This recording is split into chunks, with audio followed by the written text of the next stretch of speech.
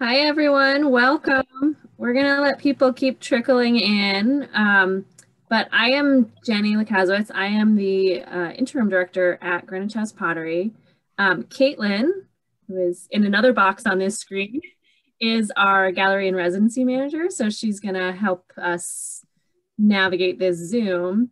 And then, of course, we have Kate Roberts, who I'm very, very happy to have with us and introduce you to her and her work, which is breathtaking. So we're going to keep letting people trickle in. There's a few more people who RSVP'd. And then we'll get underway. You're all muted right now. If you want to chat for a bit, you're welcome to unmute, but we will mute you once we get underway. And when we get underway, we'll ask you to remain on mute and to turn off your screen just so that everybody has the best sort of bandwidth for the presentation. We'll have Kate talk with us, and then we'll show you the exhibition as a gallery. And then any questions you have throughout any of it, drop them in the chat and we'll make sure we do some Q&A. So welcome, everyone.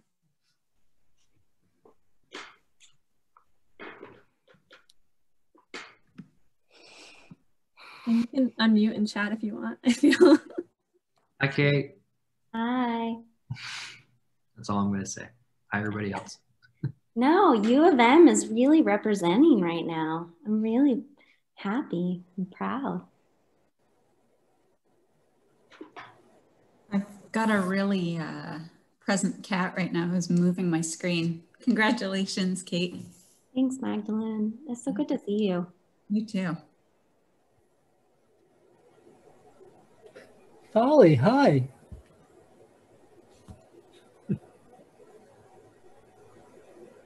Hi, Larry. Hi, Jenny. Hi, Kate. Hi, everyone. Hey, everybody. Hi. All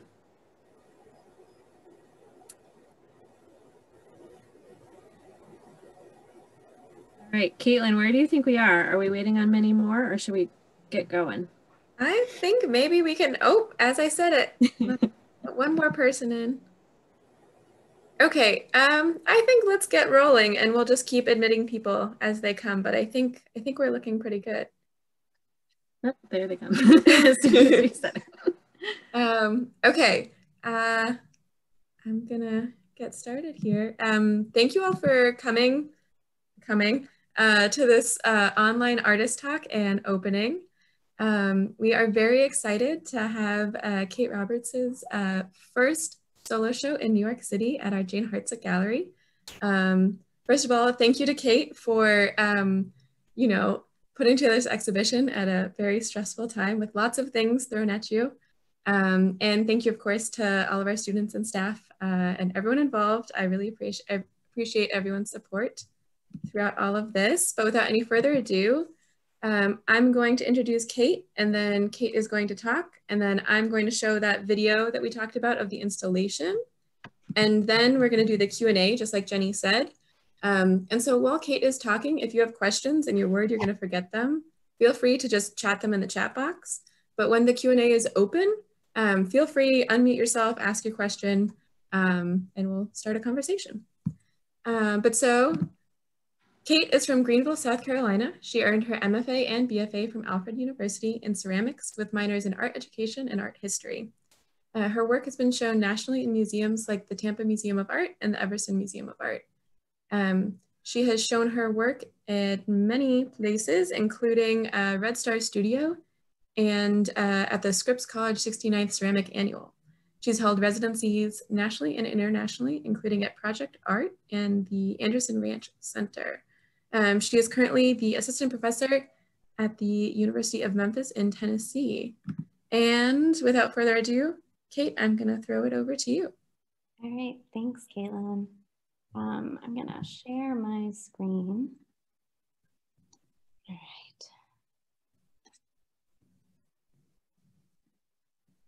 right. Okay, we should be good to go. I just want to take a little bit of time first to just thank a couple of people in particular. First, I'd like to thank Greenwich House for giving me this opportunity to show a new body of work, especially during a pandemic, and being patient with me. And in particular, I really want to thank Caitlin, because I told her earlier she kind of held my hand through this and answered so many emails where I was extremely worried about this show, and also kind of needing to pivot how I was going to approach this show. And then lastly, I just want to thank somebody who's not even here. But for those of you who do know him, hopefully you can tell him that I thanked him. But I just want to thank my husband, Alex, because he built these beautiful frames that you see here. And he really helped me elevate the work in a way that my two hands are not very good in the wood shop. So I really appreciate that. And so if you know him, give a shout out to him. But anyways, I just want to, and I also want to thank you guys, everybody who's come to this talk, because it's really hard to get on Zoom in some ways because we have so much Zoom fatigue. I completely understand because I am a teacher, and next week I will be on Zoom, what will feel like 24/7. And so it's a lot in order to kind of get yourself here. And so, and especially in these past 2 weeks. So I really appreciate you doing that for me. But anyways, I'm going to get started. I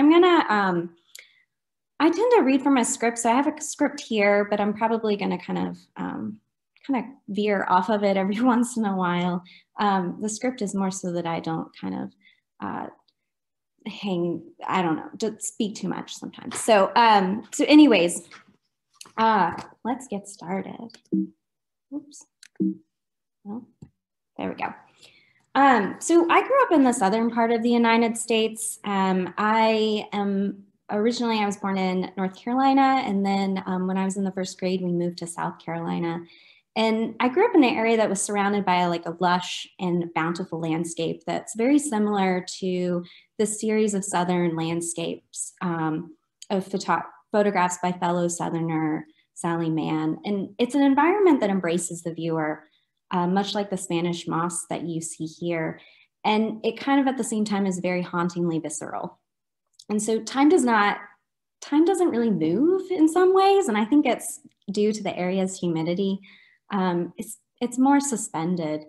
And as Southerners, we live in this kind of suspension between myth and truth, between appearance and reality, and between life and death, and between past and present. So in my work, I'm trying to find that similar moment in between where we kind of are lingering sometimes.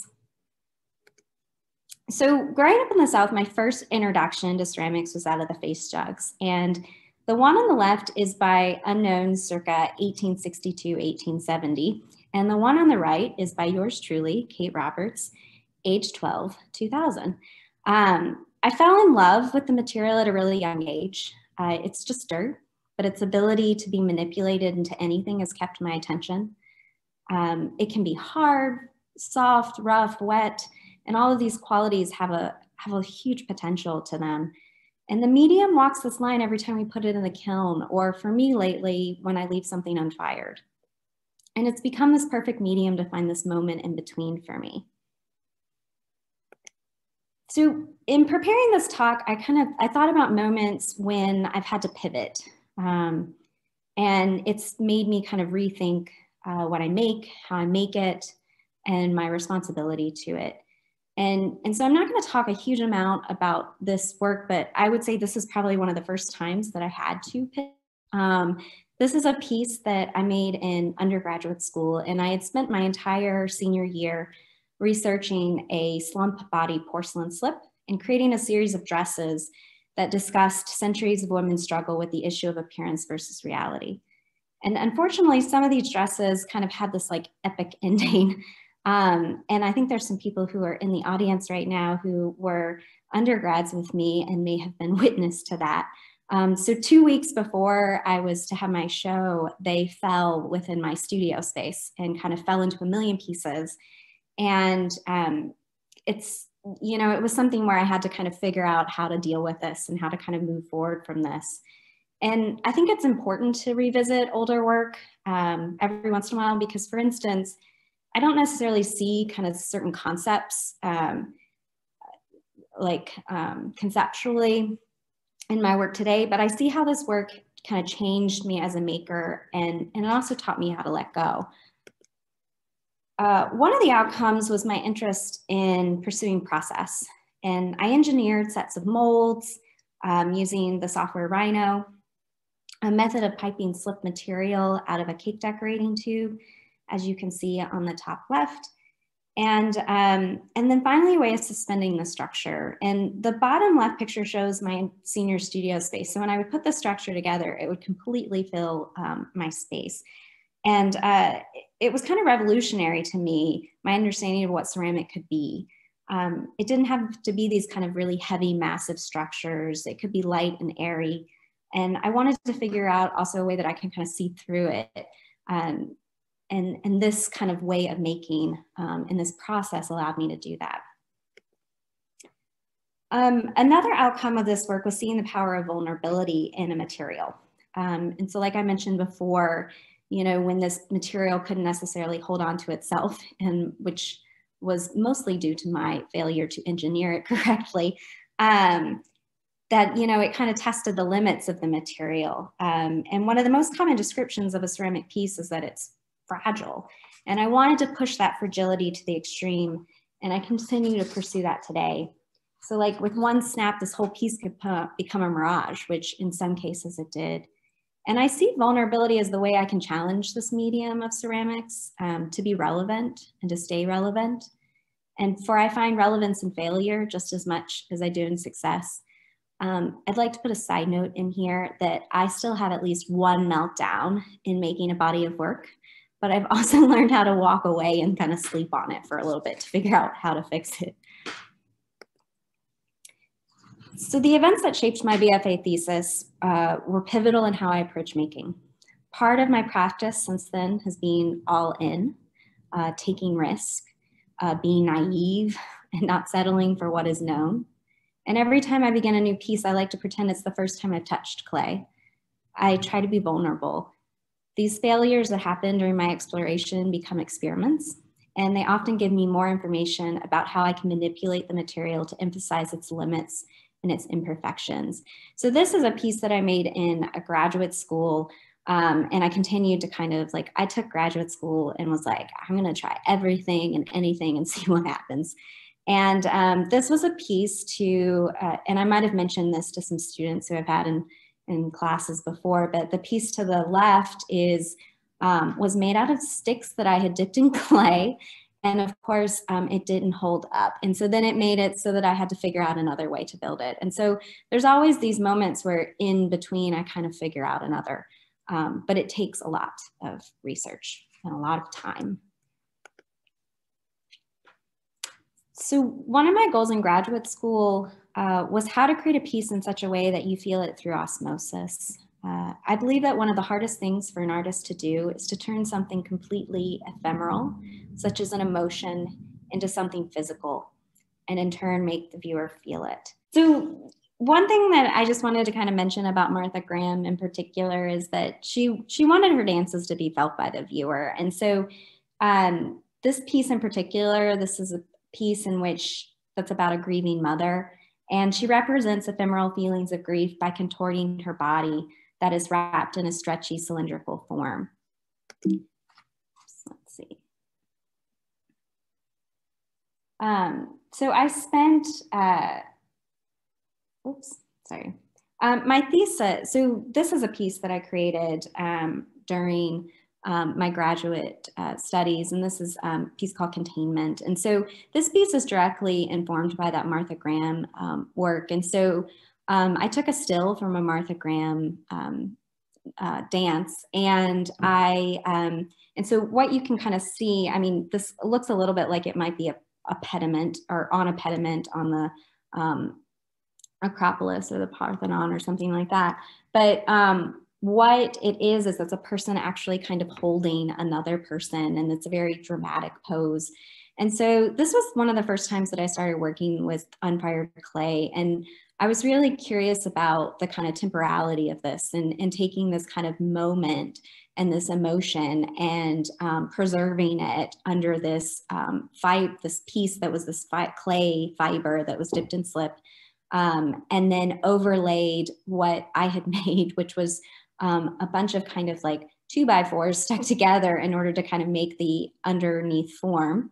And then I removed that form afterwards and created this almost shell of a space. And so, you know, in some ways it was me thinking a little bit about, okay, well, what if you take, you know, what if something is preserved in a way and you've kind of taken away the inside of it, you know, how long can it be held up for?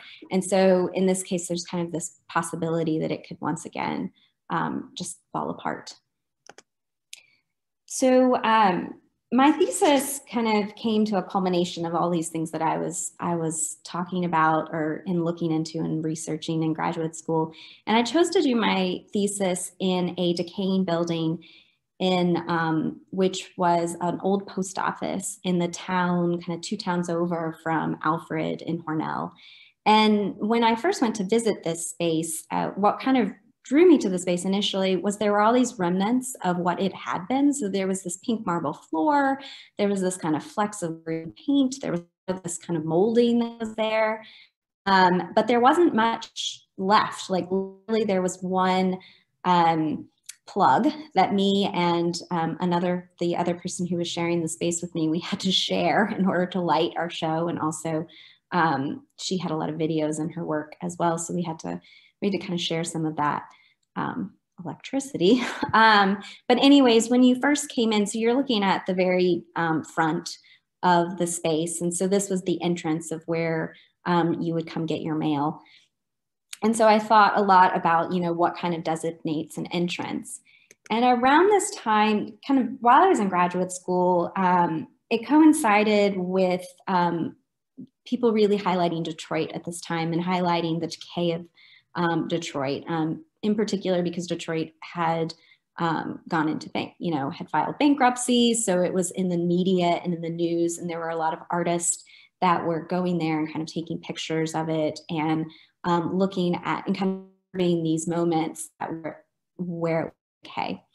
And these pictures reminded me a lot of this kudzu that is everywhere down in the South. So it was one of the first things that when I moved to Memphis, I was like, yep, I am in the South. There is so much kudzu everywhere. And it's really beautiful. It's something that I have always loved. It's something that my husband's fallen in love with over the years too. But I find it kind of beautiful despite its ability to completely overtake everything in its path. So it is an invasive plant. It completely covers anything that it is around. And there was kind of this similarities between this and this decaying building that were in Detroit, that was in theater that was in Detroit. And though they're made out of different materials, both exude this vulnerability and a moment of release. So Miss Havisham's beauties were inspired by this observation. And in the interest of the post office, I placed a series of topiaries.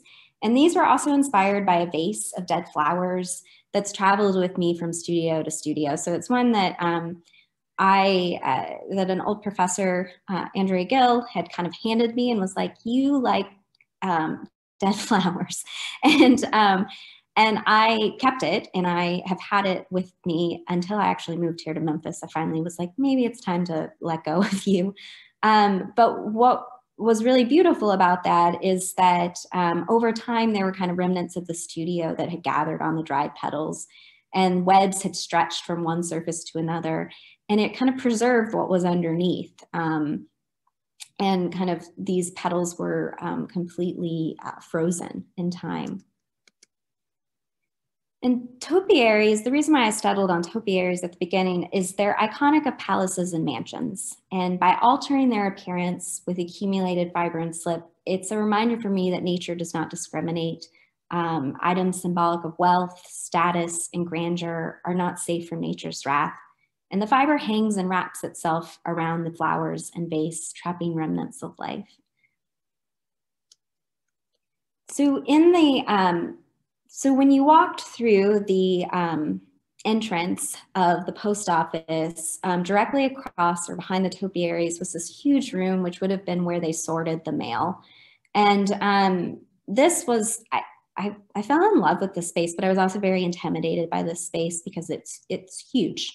And I was, one of the things that I was interested in kind of showing in a different location and not necessarily in a white cube gallery, is I wanted to be challenged by and create work that considered the space in some way. And so when I got into this area, there were all of these kind of areas that were eroded by water damage. And so I decided what I was going to do is create these kind of puddles that were moving around on the surface. And these puddles were made out of this slip clay, and they looked like kind of like cracked earth when you were looking at it. So it was kind of an abstracted version of what maybe a puddle or cracked earth might look like. And then, oh, and one other thing is there was like one single light that kind of lit the space. So it was a very dramatic and very, and it was referencing the moon. So it was referencing a time of day. And then I took all of those kind of the things that had not worked during graduate school, which maybe were kind of the remnants of my studio, pieces that had maybe failed or maybe had just kind of stuck around for a period of time. And I used all of that to hold up these puddles so that they were kind of suspended on this surface that was all these kind of remnants and fragments of my past too, linked in there. And so as people walked around these pieces on the ground, there was this tension in the air. So like one misstep and the stillness could cease to exist, and then what was underneath would be revealed. And I saw that my dad is in here, and there were two people who stepped on my piece, and my dad was one of them, and I still love him. So that's one way to also create a completely silent room is when you step on something. So anyways, after graduate school, life kind of took a pivot again. I struggled a bit after graduate school trying to figure out how to kind of navigate having a studio.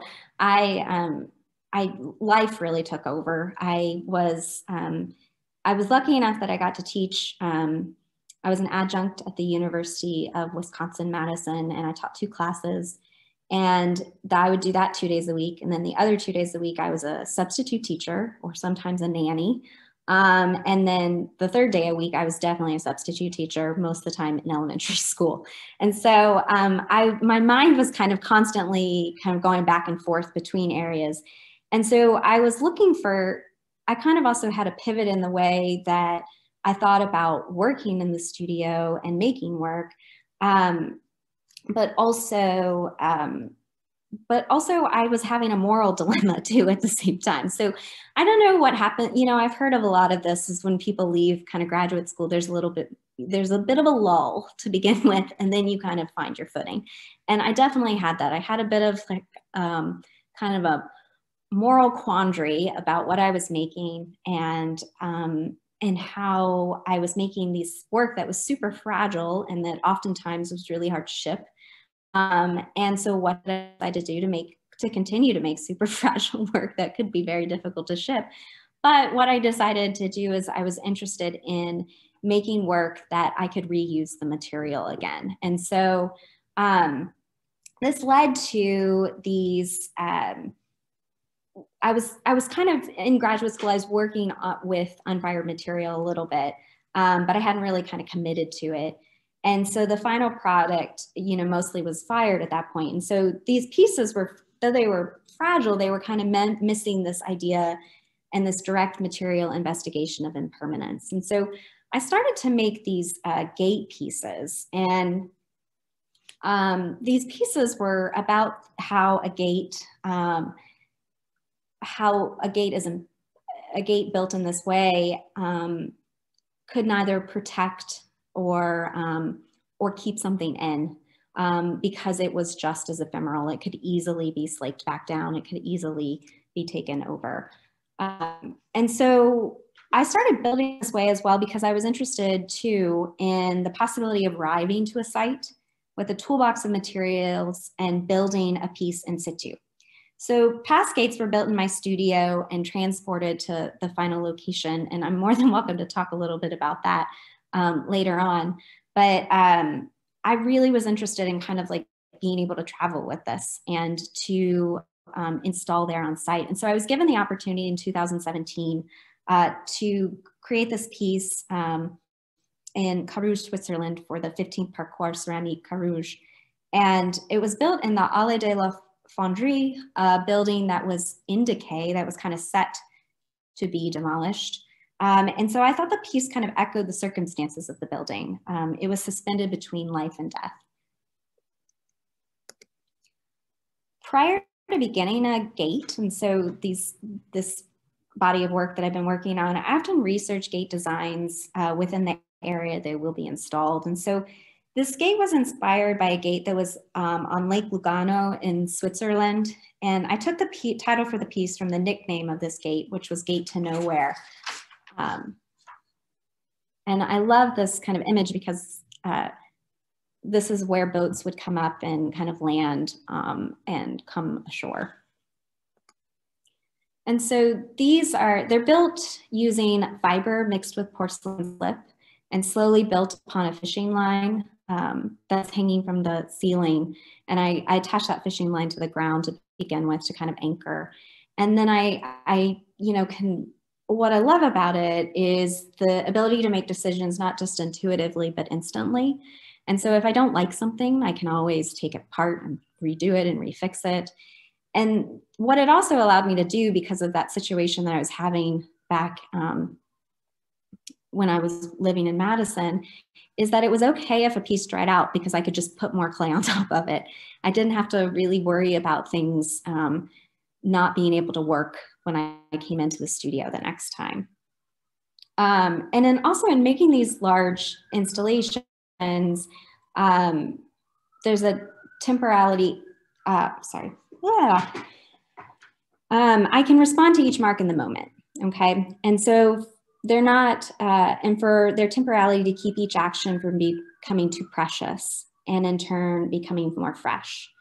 And I'm able to explore the vulnerabilities in the material of clay. So, naturally, when you have this kind of wet material dipped in this fiber, it will take the form of, and it will kind of, fall down. And I love that kind of droopiness that happens in it too, and that I can kind of draw with this. And it feels like an echo of kind of submission with the material too.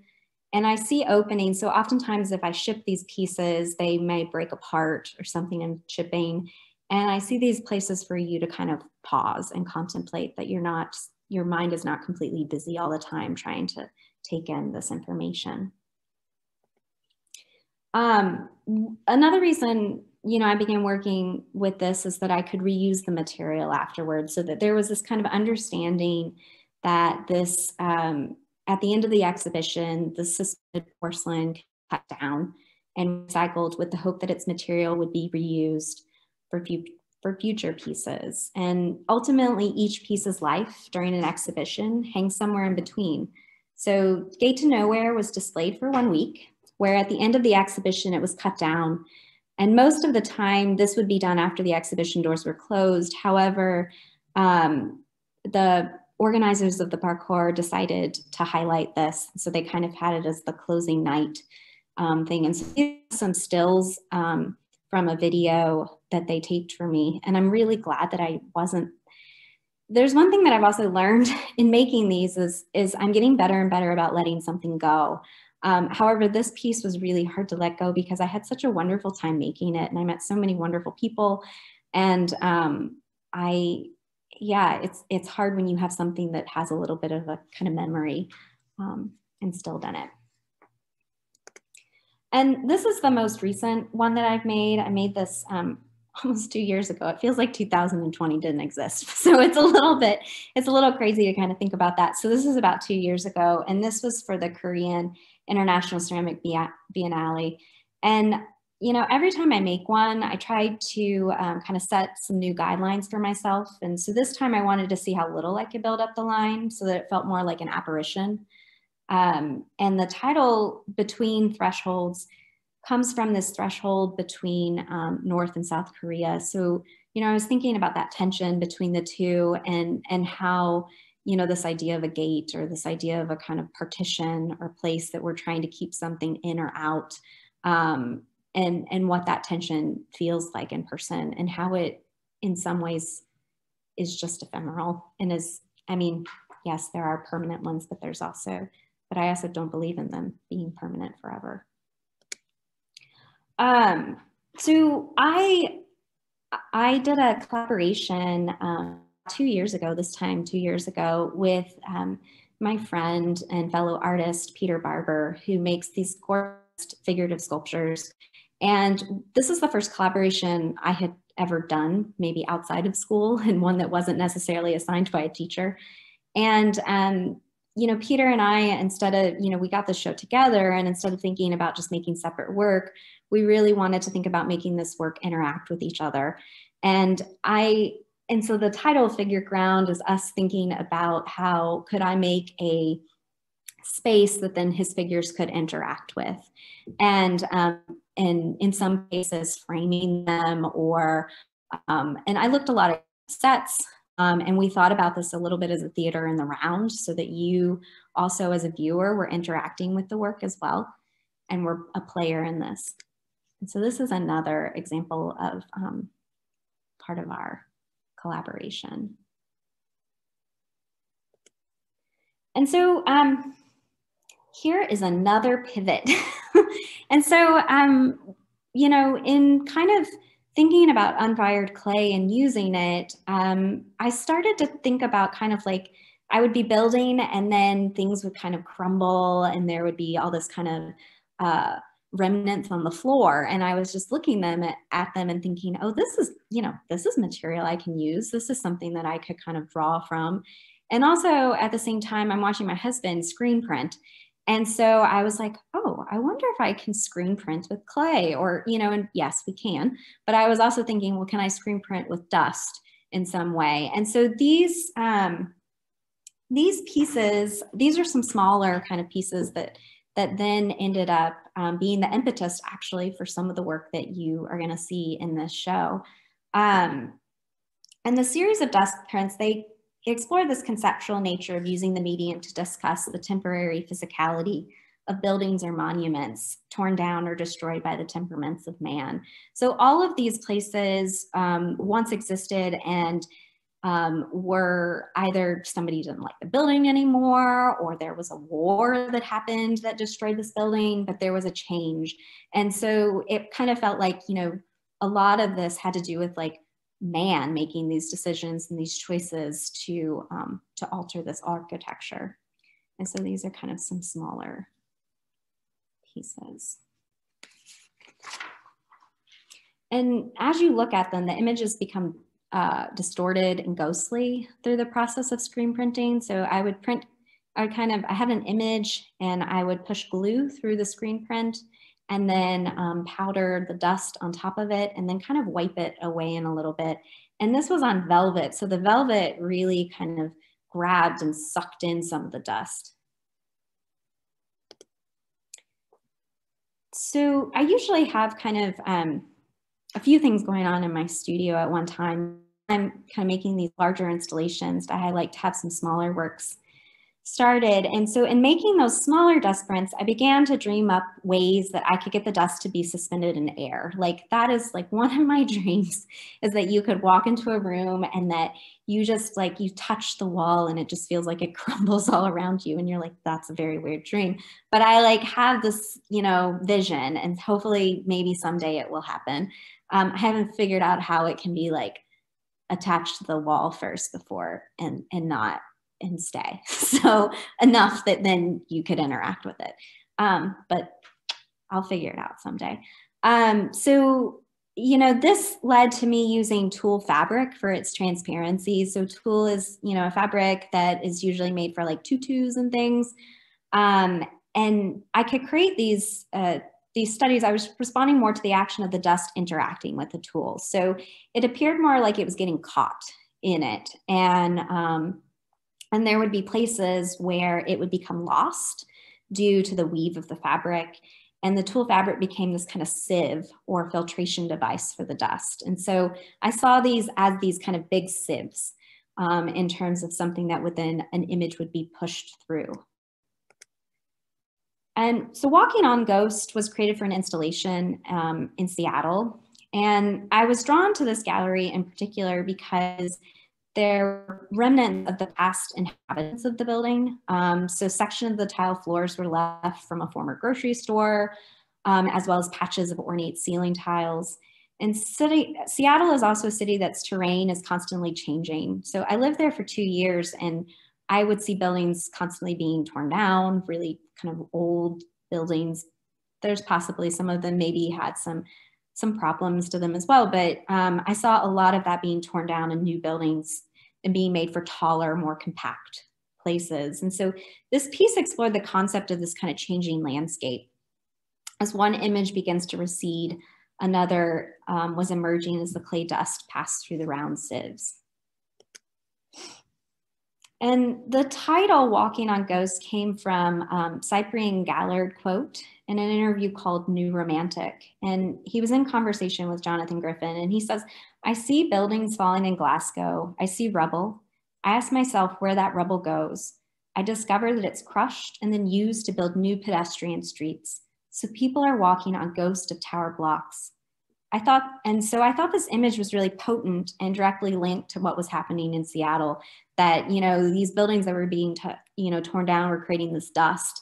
And in some ways, you know, this dust that I've then kind of created these pieces out of is in lieu of that is created from the building being torn down. And so the image of the dissected column became another way of kind of moments of fragmentation, and that these, you know, I wanted these kind of things to be this impetus for change, and sometimes a device for reinterpretation, because you can't always get exactly what you see. There's something being kind of changed through the device, or through the putting it on the tool material and then it kind of falling off and disintegrating. So as of late, when I've been making work, I've been really trying to kind of take into account the site that it's going to be in. And so I researched not just the physical site itself, but the surrounding areas. And so my father-in-law grew up in Pittsburgh, and this piece was created in a gallery in Braddock, Pennsylvania, which is right outside of Pittsburgh. And, you know, we often have conversations, him and I, about how the loss of the steel industry negatively affected the economy of the area, but positively influenced the air quality and the environment that was around. And so I drew from these conversations, creating this installation called Laced. And this is at a gallery called Unsmoked Systems. It's right outside of Pittsburgh and Braddock, Pennsylvania. And Braddock is one of the last remaining steel factories there, but it's also a town that's in major decline. And so I continue to explore the use of the tool fabric as a filtration device, so while also exploring methods of perspective. And so this piece acted as one large accordion filter. And from one angle, you saw buildings obscured by smog, and in the other direction, you saw a cityscape slowly wiped away. And so one thing that I am thinking about when I'm making work is, how is the viewer going to interact, and what's the pace that you're going to interact with the work, and how you might walk through it or by it. And so, for instance, those pieces before that were the circles, I was really interested that you could walk between them and you could kind of see yourself between them. And directly in front of the piece was a grouping on the floor of porcelain vitrified ginkgo leaves. So these are fired. And there's a ginkgo tree on my way to work here in Memphis, and a lot of my students I talk about it a lot because I'm really interested when it changes in the fall. And this tree in particular, what I love about it is it goes completely yellow, obviously, but all of the leaves fall at one time. So it isn't like a slow release of the leaves. These all just dump at one time. And I just think it's kind of absolutely lovely to look at. But it's all its leaves, you know, but the reason, and the reason why the ginkgo tree kind of also sticks in my mind too, is that it's one of the only trees that can survive in polluted places. It doesn't really feed off of the air. And so in that case, you know, it sometimes is this like one kind of spot of beauty in the midst of this like maybe really gray area. And so, you know, they're a reminder for me that beauty, you know, can be there sometimes when everything else is dark. And so this is this piece ode to a ginkgo tree. So when those leaves fall, they usually just like cover like a blanket. And so I thought of this, you know, the stump is kind of missing and the leaves are what is preserved and stays with us. So I always like to kind of end, I'm almost finished. I always like to end my talks by talking a little bit about kind of some directions that I see the work going. And then also I'm going to talk a little bit about this show that Caitlin's going to show a video of in just a minute. But 2020, man, feels like it never existed. But in the summer of 2019, I organized a residency at Watershed Center for the Arts called Ephemerality in Clay. And I've invited 8 artists who are working ephemerally in clay, which I think there's a few of you in the audience, which thanks for coming. And I love doing residencies. I feel really lucky when I'm able to do one. And it's not so often now that I teach. But this residency was really wonderful because we got to share a lot of conversations about making work that is ephemeral in its nature, and what are the struggles, what are the opportunities that kind of present themselves in doing that. But one of the things that I did start working on, and is something that I want to continue on working on, is thinking about kind of how some of these dust pieces can change depending on light and depending on the time of day. And so in this, at Watershed, which actually this building has just been torn down, but exciting, they have a new building being built. In the old building, there were all these windows kind of on 3 sides of this space that we were in. And you just watched the day kind of go by, you know, it was, and you could see like the changing of time, the colors changed outside. It was just really lovely. And so I thought a lot about like, well, what happens if, you know, these windows become this kind of framing device for a piece, and as the sun sets, what will come of this? And so I had a piece for this past year that was going to happen, but you know, things happen. And the show didn't end up happening this past year, but in which I was going to investigate a little bit more of this, but so hopefully in the future. So anyways, I want to talk a little bit about this show. And so when I applied to have a show at Greenwich House, I had kind of a much different show in mind. And then as kind of the reality hit of the pandemic and the fact that I couldn't necessarily travel for a show, I'm really used to being able to travel and install work on site myself. I had to pivot again. I had to figure out, you know, how could I make a show that could be shipped and that could also discuss a lot of the things that I had already been working with and thinking about within my work.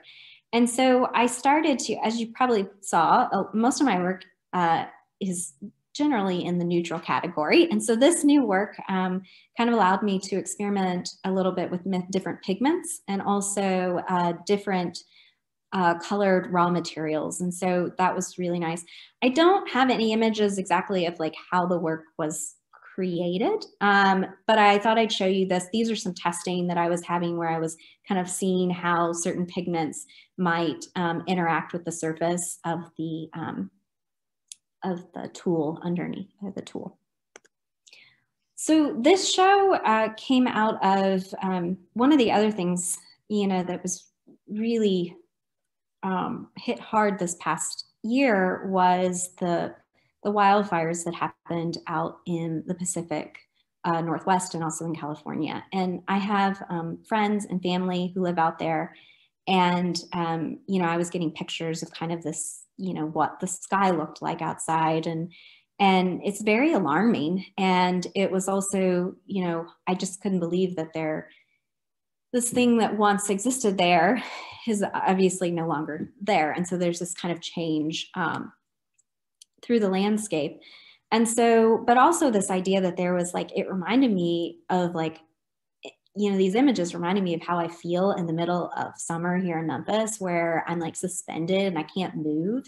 And the smog and everything that was coming from these fires was just suffocating so much of the environment that was around there.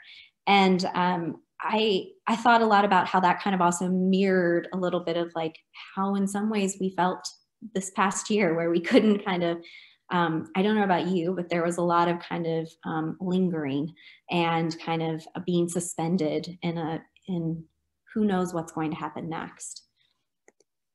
Another artist I was looking at for this show was Albert Bierstadt, and he's a German American who in the late 19th century painted a lot of, and I'm sorry for the poor quality, but this is particular. I wanted to give you the image that I had looked at a lot for this show. He was painting a lot of kind of this landscape that I was seeing being destroyed by the forest fires out there. But he was painting it and, you know, talking about kind of the sunrise or the sunset. And there was this kind of romantic notion about these spaces. And so, but also what was so crazy about this picture is it mimicked so much, you know, the images that I was seeing coming out of California. And so this is a little bit of kind of a process shot of me trying to figure out and understand how to layer. So a lot of this work is inspired also, my husband's a printmaker. And so I watch him, he's in particular a screen printer. And so I watch him, you know, create an image on the computer and then dissect it and then, you know, screen multiple layers of one color on top of another. And, you know, and I'm watching him see how colors kind of overlay other colors. And I was, you know, I was really kind of interested in like, well, what happens if I dissect an image in this way? But then by putting space between each layer, I can maybe even fog it a little bit more and make it so that it is this kind of murky mess within there. And so these are, you know, these are some tests that I'm doing and trying to figure out like, okay, what's the right type of yellow and orange that I'm trying to go for, and in what order do they need to be placed? And so these are a little, you know, these pieces, they mimicked a lot this kind of romantic landscape that you might have seen in the late 19th century. And a lot of those landscapes paintings that you would have seen are oftentimes based on this kind of tension between nature and industry. And I think at the same time, a lot of these pieces that I've made here are about this tension between nature and humans. So this is my husband. So he gets a little bit of a shout out right here. This is Alex.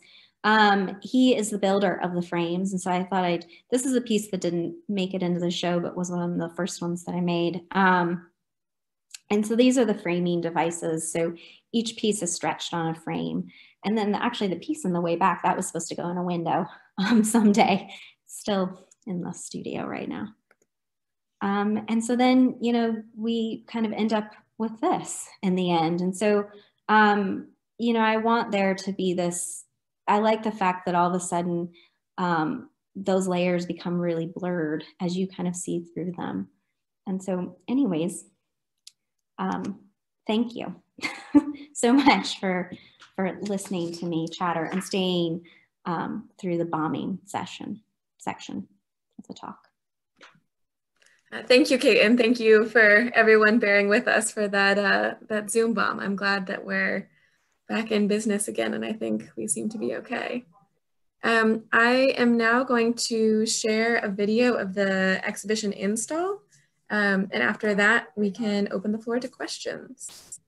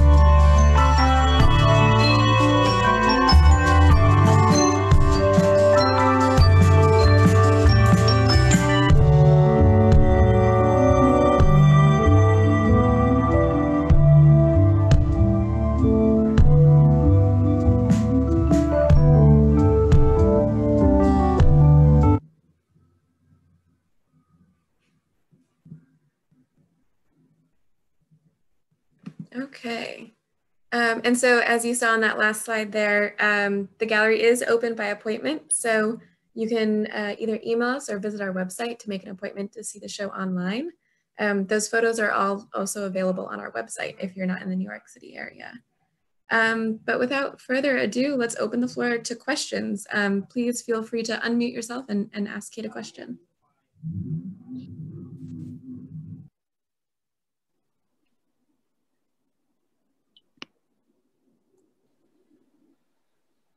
I have a question for Kate.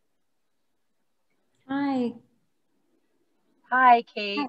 I so wish that I could see it in person. And my question has to do with what I can't see. And that is, do you leave marks that are clearly you? Do you paint, or is it all pushed in? I'm wondering if there's thumbprints. Yeah. It's so airy, but when we got a couple of close-up images, it looked like you could see the human where a brush touched or something. Mm-hmm. Mm-hmm.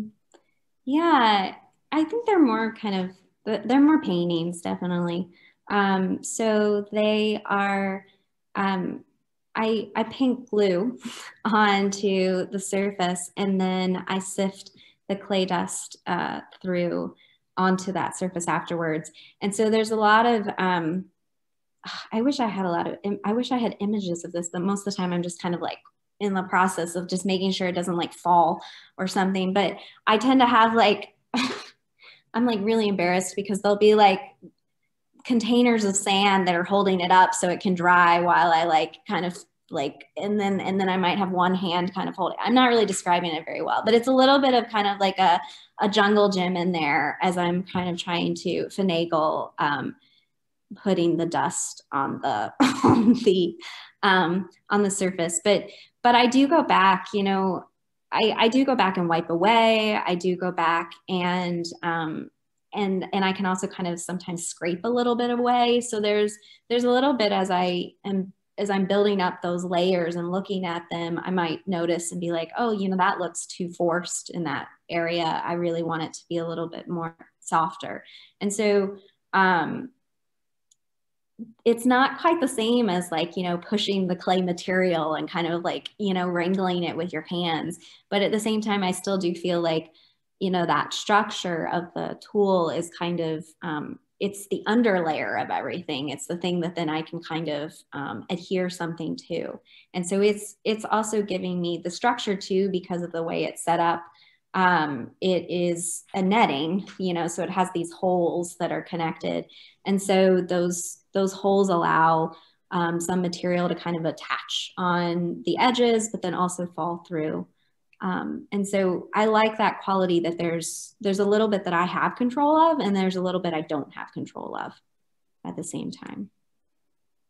It's like your previous work, the matrices onto which you're doing something.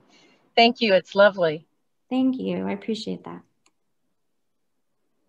Hey, Kate. Hi, Kat. Do you care about how your clay dust is made? No, it's a good question. It's one that is something that I'm wanting to pursue when I can travel again and I can leave. I did a little bit of experimentation with some clay that I got from home, from South Carolina. I got some red kind of earthenware clay, and I dried it out and then used that as some of the dust. But in particular, I'm really interested in kind of traveling a little bit more out to the, you know, the West Coast, because there's some really beautiful areas where you can get some wonderful pigments of kind of raw clay or raw materials like that. And so it's something that I haven't necessarily thought of, you know, that I haven't necessarily had access to right now, but that I would like to do more of, because each area of the country has a different clay, and that clay is a different color. And that clay, you know, that idea of using that to create a scale or to create something, an image that could kind of be layered on top of each other, is something I'm curious about. And when I'm allowed to leave the state of Tennessee again, I plan on doing that.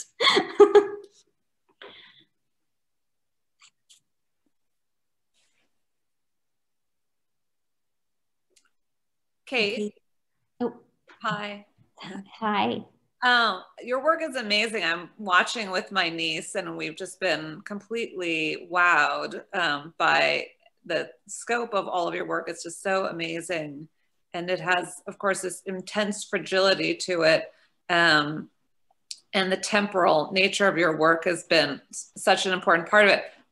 Just wonder, is there any of the work that you showed that, I know the ginkgo leaves were fired, but I guess two-part question. Is there any things that are still remaining? And do you think about doing things that are a little more permanent? Because it's like, we're heartbroken too that the gates are gone, and such amazing work. Yes and no. I have some of the topiaries that I made for my graduate thesis show. And oddly enough, I still have that entire floor piece for my graduate thesis show. I've never reinstalled it anywhere else. But it's also because that was made specifically for that space. So it would be really hard for me to kind of think about it in another location. But I kind of like the idea that the work, like, I like the idea that it exists in this very temporary situation. And one thing that I have been more interested in is like kind of thinking about photography in terms of that, in terms of other ways of preservation, and thinking about how we can keep that memory alive for a longer period of time. But the thing is I really love not being tied to, and I know this is a very privileged thing to say too, because I don't necessarily am worried about selling my work. Would I love to make something that I could sell? Yes, I would love that. That would be amazing. But I don't really think about that as much. And what it's done is it's given me a freedom to experiment like that, and to kind of not be worried about what the outcome is going to be. And I like that freedom.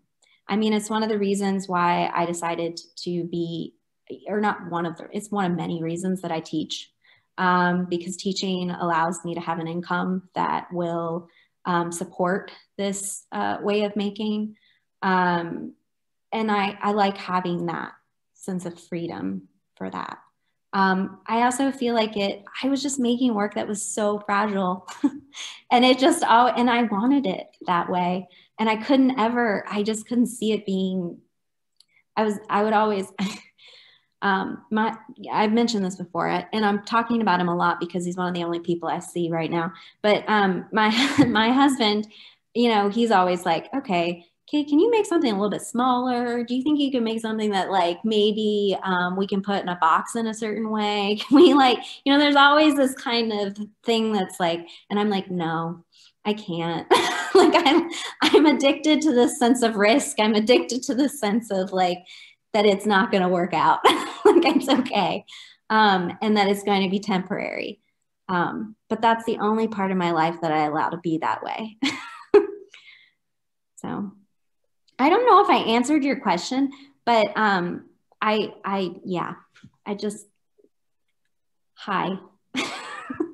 No, that was amazing. I totally get it. I love what you said about risk. And I mean, it's such a big part of your work. So we're just wondering about that. But thank you for answering that. Thank you. And thank you for the talk. It was amazing. It was so much fun to see your work. Oh, thank you. Thanks for coming.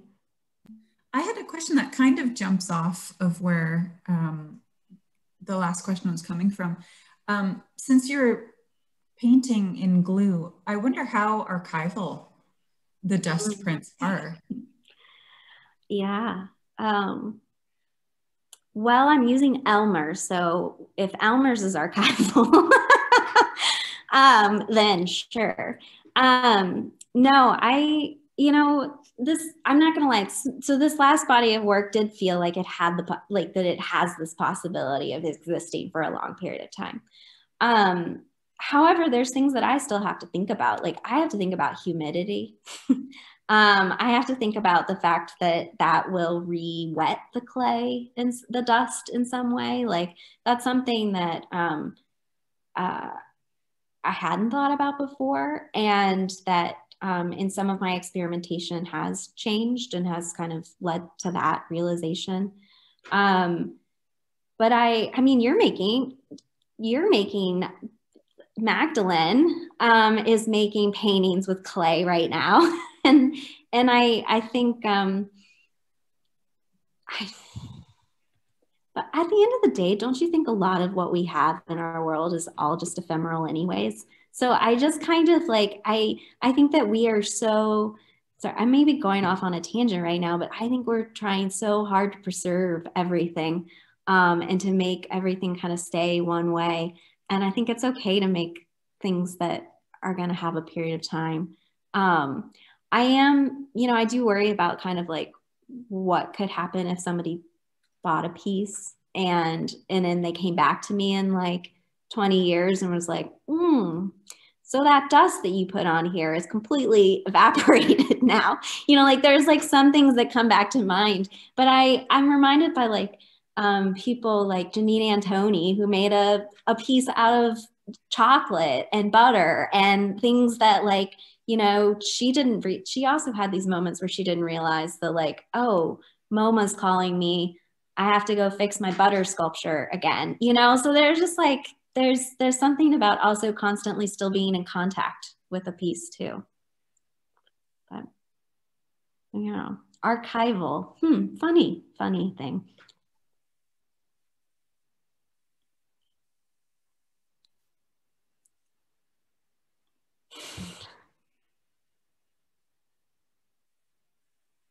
I have a question.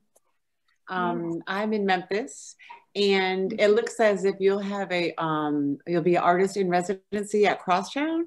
Yes, I think. Yes. So do you have any goals, or do you have any anything exciting planned in particular for Memphis, or anything that you may feel like may afford you from that residency in particular of Memphis, or are you just going to keep on keeping on? Just curious about what your future endeavors or goals may or may not be for the next step that you'll be going through. Sure. So I'm kind of taking that residency at Crosstown as a moment to, and it's actually not for another year, so I have a little bit of time, which is nice. But I'm thinking of that. I think of these a lot of times as a place to reset in some ways, meaning like I don't like going into a residency being like, okay, I'm going to make this stuff here. I prefer to spend a little bit more time kind of doing a little bit more research and investigating. And so one thing that I kind of really specifically want to do with this residency is that I haven't really investigated Memphis that much. And I've had a lot of shows that have taken me elsewhere. And so I haven't really gotten to know the city that I call home right now.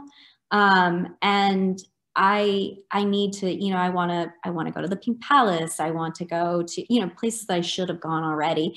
And I want to, take that time to learn a little bit more about the city. I'm also using that residency where there's not a clay studio there, and not that I really absolutely need a clay studio to make work, but it's making it so that I'm not assuming that I'm going to use this material too. So it's kind of taking me out of, for lack of a better way of putting my comfort zone in some way, as being like, okay, Kate, you can't use clay for right now. Like, what do you, or, okay, you're going to use clay. Well, really think about why you're using it for this reason, this purpose. And so I'm looking at it as a way to kind of expand my vocabulary. So yeah, I don't know. We'll see what happens. You're making me nervous now, Mary Ellen. I'm like, I have to make this work really well. Thanks for your question, though. Don't We're worry. excited to have you. There's Memphis clay. I know.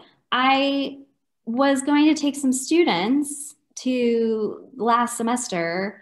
I was in touch with the geology department here, and there was a geology professor who actually had one time taken a potter to go get clay in the Shelby Forest.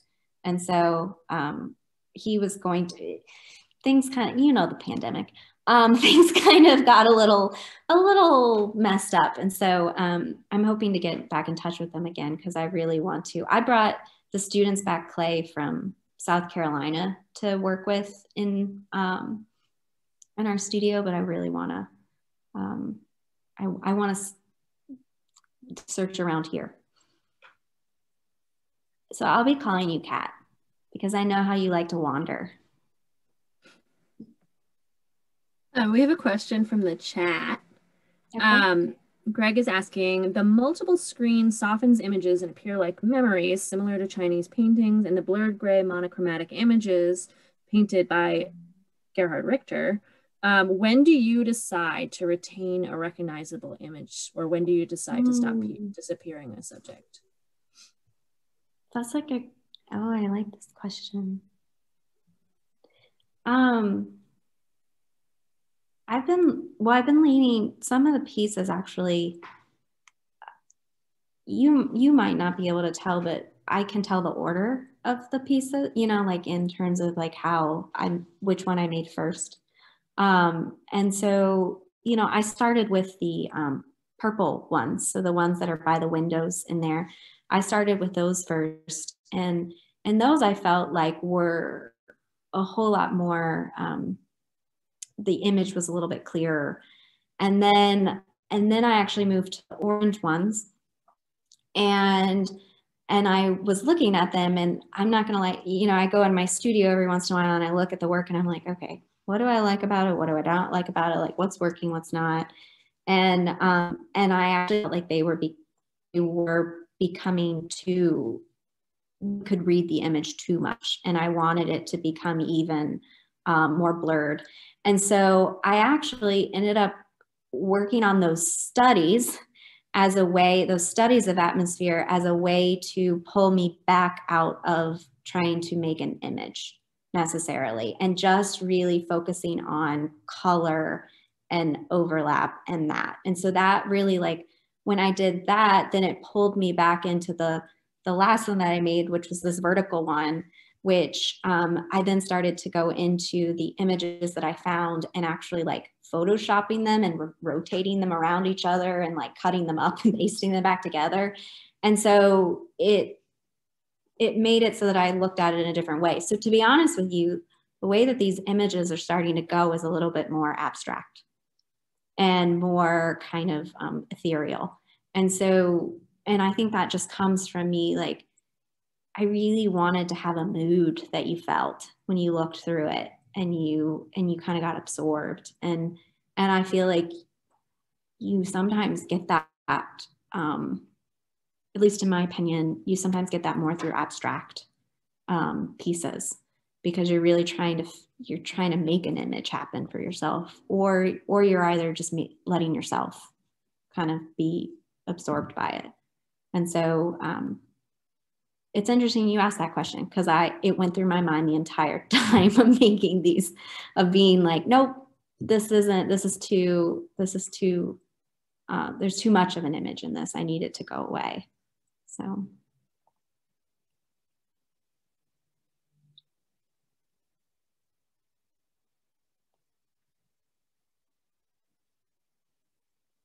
Is it happy hour? I think it's happy hour. I was gonna say, does anyone have any other questions? And if not, we'll wrap up. I'm going to play the installation video just as kind of an outro for us in case anyone wants to see any images again. I'm going to stop talking for a minute in case anyone wants to ask a question before I switch to the video. Okay, then thank you everyone for coming, and thank you again, Kate, and I'll play that video. And I must encourage you all to come see it in person if you're able to, because it is beautiful. Thank you, Kate. Way to go, Kate. That was awesome. Thanks, Hamlet. Thanks, guys.